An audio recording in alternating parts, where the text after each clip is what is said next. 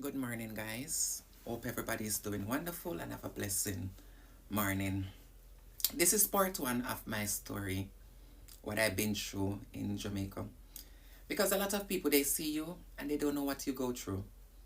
And what I've been through, anyone can go through it. We all human beings. Everybody have a past. But not everybody past is the same. At the age of 10 years old, I got molested. At the age of 15 years old, I got molested. And guys, I didn't tell anyone. I was scared. I'm from a community by the name of Toys Pen. If anybody don't know, it's Spanish Town, yeah. I mean, okay, Saint Catherine, Spanish Town. So I'm talking about Jamaica. And the person who raped me at the age of 10 is not from the community. He's a guy who walk around the community and sell.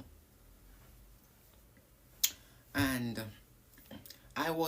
when I was 10 years old, I did it over a ball ground when they play football. I never have no shirt, I never have no slippers. Remember me at 10. I used to go over there when we were small, over the ball ground, and because it's a very big ball ground. Anybody know the ball ground if you go like when you go across the canal and you go to Old Harbour Road? Yes, that's where. This man told me to follow him to the gas station. I went with him, and this man bring me to Eltham. This is Eltham High School. Here, them the time that them never have no supermarket and wholesale and Domino's pizza and them. Them never have them somewhere there. Those time is just the open land and the school at the age of 10. Because I can remember everything. The guy bring me over in the bush and he grape me. Yes. And he leave me in the bush and he gone. I didn't tell anyone. I walked from there, go back at Tice Pen. Because you see right out to Top Job Lane, you can walk from the train line and go over Hampton Green and go in a Tice Pen. It's very close. I didn't tell anyone. I didn't tell my mom. I didn't tell nobody, no family member. The only person I tell is the people them from Canada who send me come here in Switzerland. And them alone me tell. I'll give you the local part there how I get to Switzerland and how they help me come here in Switzerland those times. How them help me, not how to get here, but how they help me come here in Switzerland. And guys, to be honest, it wasn't easy. I see this man in Maypen. I used to sell a market like cup and plate and spoon and fork and them something there Maypen market. A lot of people in Maypen market know me, even instead. I used to sell all about in Jamaica. I saw this man in Maypen and he was selling drug. They call him Jug Man. He said, jug. And I make 4. And when I see him, guys, I turn around. I turn around and I walk fast. And guys, I was so scared of this man when I see him. I did scare bad. I turn around and I walk fast. I don't know, guys. I just looking at the man, I'm scared.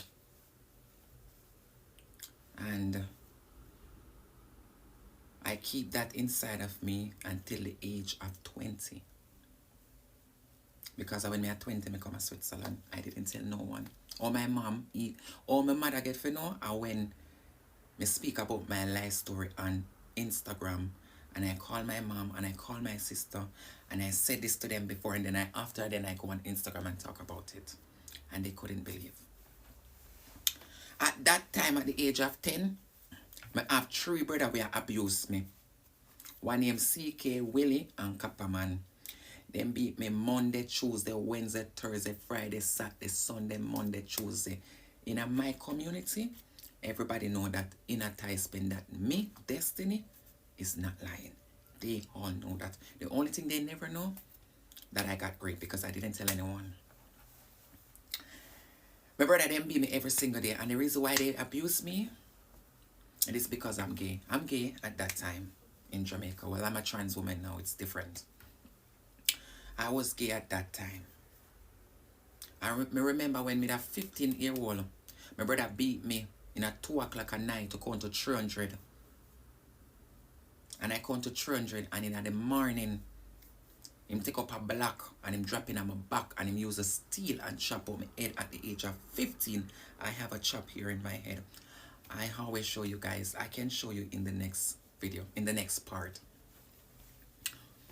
Them beat me every day. I cannot forgive them. I would never forgive them. I would never do that. I can't forgive them. I have a brother who live in New York, and I have a brother who live in Jamaica. Me cannot forgive them, and nobody cannot. Even my mom cannot ask me to forgive them. Because who feel it knows it.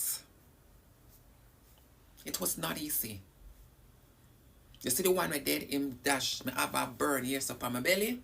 When throw hot stove and burn me up. Me there a party, and my brother with there in New York. No party, me there set up. On a tie spin, one old man set up, and my brother there in New York take the soap and dash it on me. Why he did that? Because I'm gay. And he claimed to say them are bad people. And people that they come to, oh, you have a bad man, brother rated.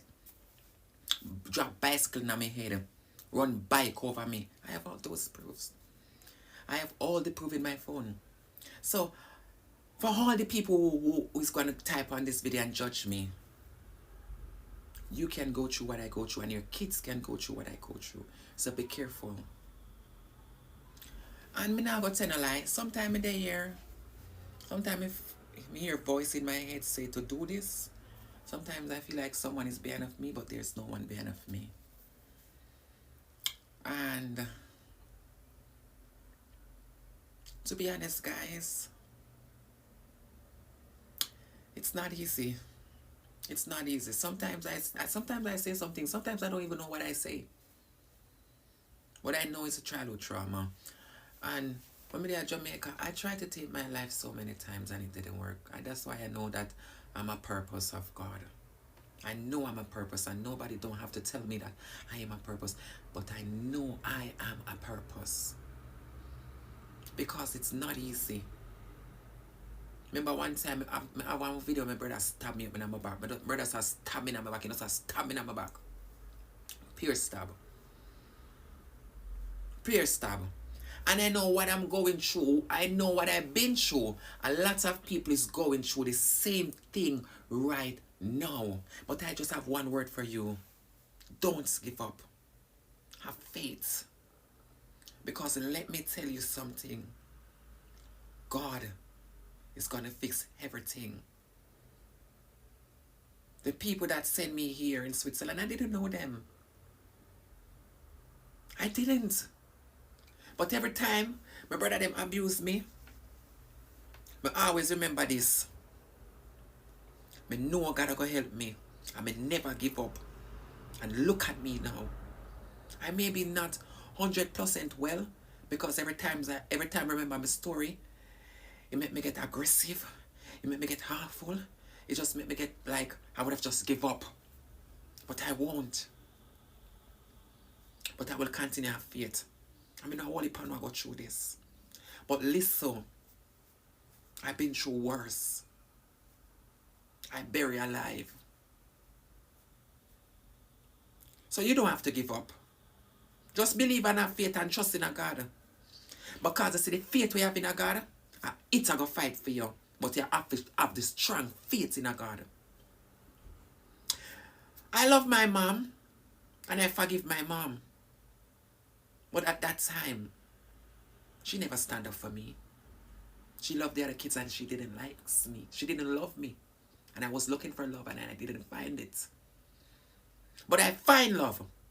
And you know where I find it? In God.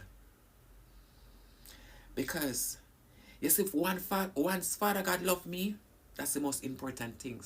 That's the most important thing to me. It's not easy. Sometimes I feel like, yes, I want to give up. Sometimes I feel, I tried to take my life I tried to take my life about 50 times in Switzerland, it never worked. It's not me. It's not me. It's the voice. This is childhood trauma. But I will give you part 2. So please like and share my story. God bless you all and have a wonderful evening. Be safe.